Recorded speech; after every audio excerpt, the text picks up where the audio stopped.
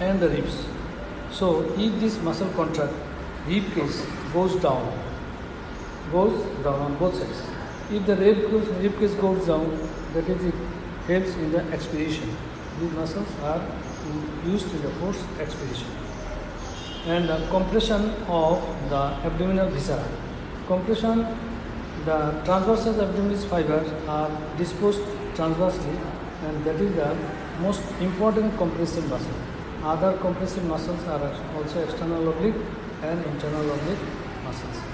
And these compressive actions are used for coughing, sneezing, etc.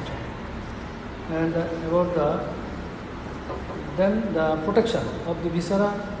For the protection of the viscera, especially the intestines, the abdominal muscle has got a role. But the viscera of the posterior abdominal wall, like the liver, spleen, kidneys, and these are actually free attached in the posterior abdominal wall. So anterior abdominal wall has got little protective power for them. Now the rectus sheath. How the rectus sheath is formed? What is rectus sheath? And what is their disposition? Rectus sheath means the covering of the rectus muscle.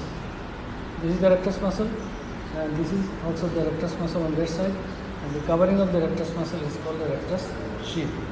How the rectus sheath is formed? Rectus sheath is formed by the aponeursis of the external oblique, the aponeursis of the internal oblique, and aponeursis of the transversus abdominis. How there are three levels. One level is above the costal margin. Above the costal margin, the rectus sheath anteriorly is formed by the aponeursis of external oblique only. And posteriorly, as the muscle is attached to the 5th, 6th and 7th costal cartilages, so the posterior layer of the rectus sheath is absent here. From the costal margin up to the arcuate line, which is situated between umbilicus and pubic symphysis, in this segment, the arrangement is different. That is the internal oblique muscle, aponeursis of the internal oblique muscle. When it reaches to the lateral wall, lateral border of the rectus muscle, it splits into two layers, which encloses the rectus abdominis muscle like this. That is, one lamella is front and another lamella is behind, and the aponeursis of the external lamella, external oblique, goes front, whole, and aponeursis of the transversus abdominis goes behind the muscle. So 1.5 of the aponeursis, out of the 3 aponeursis, 1.5 lamella goes front of the rectus muscle, and 1.5 lamella goes behind the rectus muscle. When it reaches to the medial border of the rectus abdominis muscle, these 3 fuse, aponeursis fuse, and the aponeursis of the opposite side comes and fuse together and forms the lineal. So the lineal way extends from the xiphoid process up to the umbilicus, which is formed, pubic symphysis, which is formed by the aponeursis of the external oblique, internal oblique, and transversus abdominis of both sides. Now the disposition of the rectus sheath below the arcuate line. Below the arcuate line, aponeursis of the external oblique, aponeursis of the internal oblique, and aponeursis of the transversus abdominis all goes in the front of the rectus muscle. In the front of the rectus muscle. So the behind the, that is the rectus sheath, and the rectus sheath is division, and the rectus sheath is division, and the rectus muscle here lies over the fascia transversalis. Now about the rectus, that is the contents of the rectus sheath. Contents of the rectus sheath, of course, the contents of the rectus sheath is the rectus muscle first, and the pyramidalis. If the pyramidalis is present in the body, in this cadaver, the pyramidalis is present. These two muscles are chief contents of the rectus sheath, and other contents are the epigastric and hypogastric. That is the superior epigastric vessel, and inferior epigastric vessel. That is the arterial vein.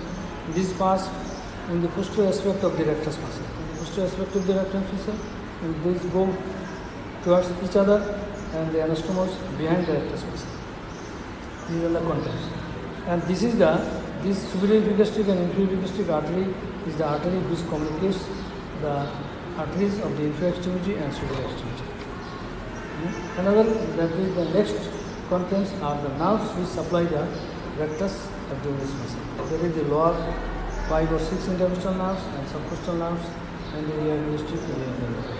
These fibers, these nerves enter in the rectus sheath to supply the rectus abdominis. So these become the contents of the rectus muscle. The contents are actually rectus muscle, pyramidalis, supraumbilical vessels, and the nerves which supply the rectus muscles. These are the contents of rectus sheath. Now about the inguinal ligament.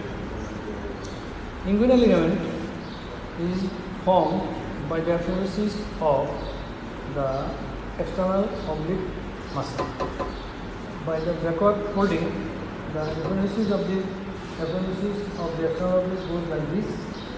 From the anterior spine up to the pubic tubercle, it is attached, and this goes backwards. That is by the folding, backward folding of the apophysis of the external oblique. By this, the inguinal ligament is formed.